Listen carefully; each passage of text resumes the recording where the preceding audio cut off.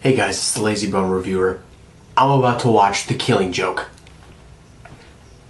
I've been waiting for this day probably my entire life. The Killing Joke is my favorite Batman book of all time. It's being made into a movie with Mark Hamill and Kevin Conroy.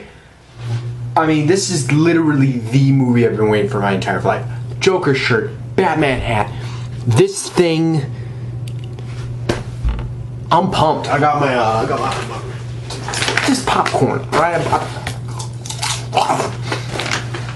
I'm going my Kool-Aid. I've drank this shit since I was 6. Suffice to say, I'm pretty excited to see Alan Moore's novel finally come to the big screen. I wish I could record my entire reaction to this, but I can't. It's just too long, and I would have to edit it all, and I don't have enough camera space to even do that.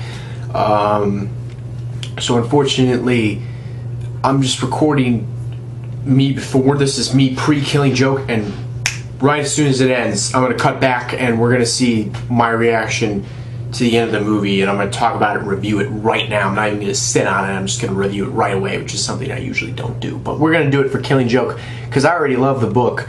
So if this does it well enough, I'm going to have nothing but praise. Let's just get into it. Alright, so I'll see you guys back when I've watched the movie. All it takes is one bad day. Alright, so as you can tell by the rain sound, it just ended. And I'm just going full-blown spoilers here, so if you haven't seen it yet, sorry. I would find a spoiler-free review. Let's go ahead and pause that. I'm just gonna go full spoilers because I just want to talk about this. I mean, the book is pretty old, so if you haven't read it yet, I would suggest reading it before you even see the movie. There's so much running through my mind right now. Some disappointments, some things that were really cool. Let's start with the first 30 minutes because I think that's the most controversial part of the movie. I thought it was okay. Yeah, it's nothing spectacular, and I do have one problem with it. It's not the sex thing. I disagree with people on the sex thing. I think it's pretty tasteful. I don't think it comes out of nowhere. I think that Batgirl in this version is definitely a mature lady. She can make her own decisions. I think it's out of place for this story. I don't think a romance between Batman and Batgirl is necessarily necessary, although it does kind of make it even more of a big deal when Batgirl gets shot. But then there's one thing that they do that doesn't make it a big deal, which is my problem with it. My general problem with it is that it doesn't feel like it belongs anywhere near The Killing Joke, especially, like, they have iPhones, and The Killing Joke to me is a timeless tale. I don't think it needs technology. We still have the book version, so I don't know. The change doesn't tick me off that much, but still. Mostly to me, it just felt like an episode of a Batman TV show. You have a villain that has nothing to do with the Joker for 30 minutes. You set him up. There's a middle. There's an end. It feels so out of place weird because it just doesn't flow necessarily. Another issue is that it doesn't start in the rain. I think starting in the rain is very important to this storyline because it immediately opens with this idea of chaos. And I love that the credits have rain rolling over it. I think that's fantastic. But it ends in the rain. It needs to start in the rain. It doesn't start in the rain. Another problem I have was that she quits being Batgirl. That takes away so much from the shock value of the fact that she gets shot. When she gets shot and loses her ability to walk, it's important that she's not doing anything. Or that she's doing something, that she's Batgirl. Here, she's not doing anything. Because she's not doing anything because she's not Batgirl anymore, she just quit. It kind of takes away from the fact that she gets shot. In the other version, she's Batgirl, so the fact that she just gets shot out of nowhere, now she's no longer Batgirl, is a huge deal. Here it doesn't feel as big of a deal. Let's get to The Killing Joke. I loved a lot of it. I loved a lot of The Killing Joke. I was expecting it to kind of, for the most part, be verbatim. And it doesn't tick me off much except for when you get to the parts that I could not wait for Hamill to say. His delivery's fantastic, but he doesn't say the lines verbatim, and that kind of takes me off because I was hoping to hear the lines verbatim. I don't like the lines that they added or took away. And I think that it's very important that they didn't just add lines, they took away lines or they swapped places. Those are the ones that I read The Killing Joke for. That's why I fell in love with The Killing Joke. That's why it's my favorite Batman story of all time, because those monologues are just so great. The whole story is great, but those monologues are my favorite part. And that's just me being a hopeful fan of the book, that they were just going to be like exactly there. Maybe that was a hope that I had misplaced, but I didn't think I had misplaced because Hamill's been waiting to do his entire career too.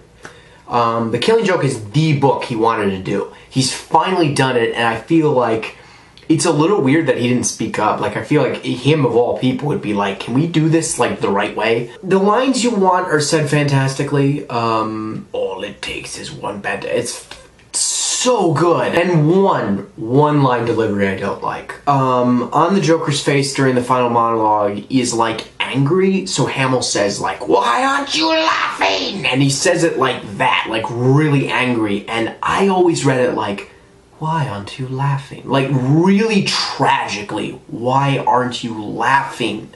Almost as if he's asking the entire world. Conroy, on the other hand, when I watched the trailers, he was just kind of like, I've been thinking about you, I've been thinking about me, about who's gonna kill who. And I thought his delivery sounded fine, but really flat. And Conroy did a really good job with the emotional lines, especially at the end when he's genuinely saying, I want to help you, and he holds out his hand.